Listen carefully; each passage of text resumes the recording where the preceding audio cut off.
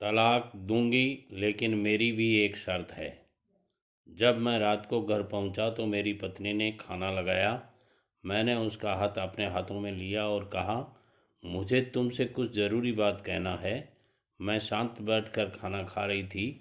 उसकी आंखों में कुछ दर्द साफ सा नज़र आ रहा था। अचानक मुझे नहीं पता कैसे कहूँ, मगर मुझे उसे बताना ही था। मैंने बड़ी शांति से कहा, मुझे तलाक चाहिए। परंतु उसे मेरे शब्दों से कुछ फर्क नहीं पड़ा। लेकिन मैंने उसके सवाल को अनसुना किया तो उससे गुस्सा आ गया। उसने चम्मच उठाकर फेंक दिया और ज़ोर से चिल्लाई, तुम इंसान नहीं हो। उस रात हमने एक दूसरे के से बात की थी। वो रो रही थी।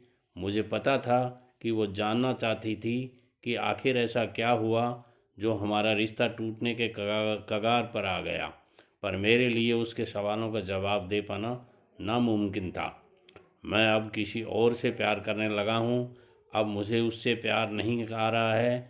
मैंने उसे उसके बरसों पुराने प्यार की सज़ा दे दी है। भरे मन से मैंने तलाक के पेपर तैयार किए। उसमें लिखा था कि वह पूरा घर, कार और कंपनी की 30% शेयर ले सकती है इस तलाक के बदले में। लेकिन मैंने उसके पेपर के टुकड़े टुकड़े कर दिए।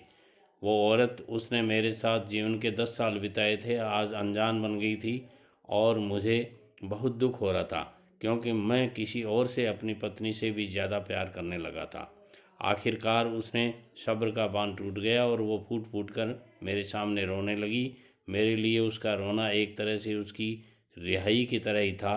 तलाक की ये बातें जो कई दिनों से मुझे परेशान कर रही थी, वो अगले दिन मैं काफ़ी लेट हो गया। मैंने देखा कि वो टेबल पर बैठकर कुछ लिख रही थी। मैंने शाम का खाना नहीं खाया था, लेकिन फिर भी मैं सीधे ऊपर जाकर अपने कमरे में सो गया, क्योंकि पूरा दिन प्रिया के साथ रहने और कई जगह घूमने के बाद मैं थक गया था।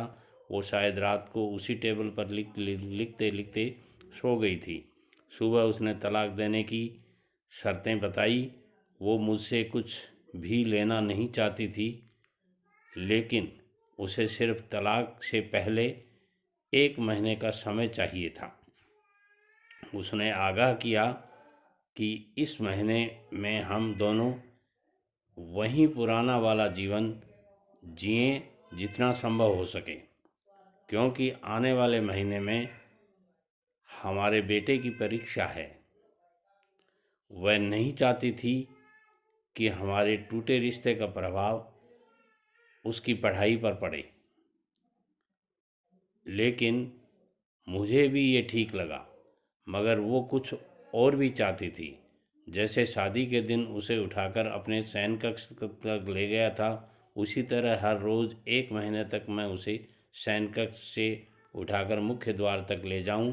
मुझे लगा ये पागलपन है, मगर इन आखिरी दिनों को थोड़ा अच्छा बनाने के लिए मैंने उसकी ये शर्त भी स्वीकार कर ली। मैंने प्रिया को अपनी पत्नी की सभी शर्तें बताई। वो हंसने लगी। उसे लगा मेरी पत्नी कितनी भी तरीके से अपना तलाक होना तो तय है।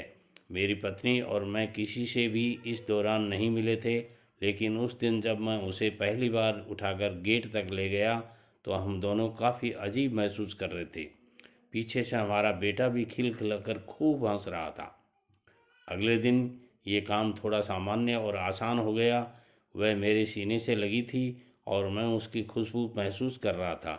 ऐसा लगा जैसे कई दिनों बाद मुझे ये खुशबू मिल रही थी, या फिर कई दिनों से मैंने उसके होने का महसूस नहीं किया था।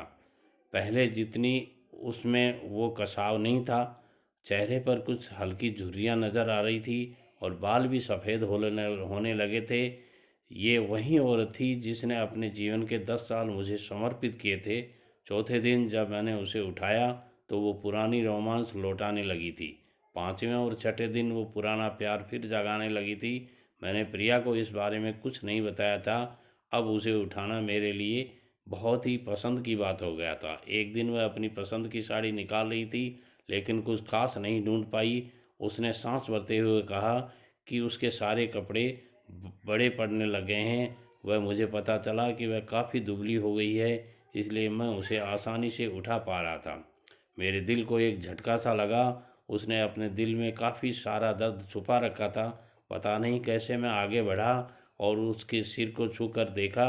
अचानक मेरा बेटा आया और बोला कि पापा, ये तो मम्मा को उठाकर बाहर ले जाने का समय हो गया है। उसके लिए उसने अपने पापा द्वारा मम्मा को इस तरह उठाकर ले जाते हुए देखना जीवन का अभिन्न हिस्सा सा बन गया था। मेरी बीवी ने हमारे बच्चे को बुलाया और ज़ोर से उसे गले लगा लिया। मैंने अपना चेहरा दूसरी तरफ कर लिया। मुझे लगा कहीं मैं अपना निर्णय न बदल दूं। मैंने अपनी पत्नी को रोज़ की तरह उठाया और बेडरूम से सिटिंग रूम होते हुए हाल तक ले आया। उसने प्यार से अपने दोनों हाथ मेरी गर्दन के आसपास रख दिए, मगर उसका इतना कम वज़न मुझे परेशान कर रहा था। महीने के आखिरी दिन जब मैंने उसे उठाया तो मेरे एक कदम भी चल पाना मुश्किल हो रहा था। हमारा बेटा स्कूल जाने की तैयारी कर रहा था। मैं अपनी कार से ऑफिस गया और उसे छोड़कर आ गया। मुझे डर था कि अब तक पल भी देरी हो गई तो इरादा बदल देगी। मैं ऊपर गया। प्रिया से ने दरवाज़ा खोला और मैंने उससे कहा, सॉरी प्रिया, अब मैं अपनी पत्नी से तलाक नहीं लेना चाहता। उसने मुझे देखा और मेरे सिर पर हाथ फेर कर कहा, तुम्हें बुखार तो नहीं है? मैंने उसका हाथ हटाया और कहा, सॉरी प्रिया, मुझे अपनी पत्नी से तलाक नहीं लेना है। हमारी शादीशुदा ज़िंदगी शायद हम दोनों के ध्यान न देने की वजह से बोरिंग हो गई थी, लेकिन उसका मतलब ये कतई नहीं है कि हम एक दूसरे से प्यार नहीं करते। अब मुझे एहसास हुआ है कि जिस दिन मैं उससे शादी करके अपने घर लाया था, उसी तरह से उससे भी ज़्यादा प्यार वो मुझे दिखा रही है, जता रही है। प्रिया के होश उड़ गए। उसने मुझे एक ज़ोरदार चांटा जड़ दिया। मेरे मुंह पर वह रोने लगी और दरवाज़ा अंदर से बंद कर लिया। मैं सीढ़ियों से नीचे उतरा और आकर अपने कार में बैठ गया। आगे एक फुल कॉलर वाले दुकान पर रुका और अपनी प्यारी पत्नी को एक सुंदर सा गुलदस्ता लेकर आया। दुकानदार ने पूछा कि इस पर क्या लिखना है। मैंने मुस्कुराते हुए कहा कि अब मुझे तलाक नहीं लेना है। वीडियो पसंद आया है तो लाइक शेयर और कमेंट करें और सारे दोस्तों को शेयर करें। धन्यवाद।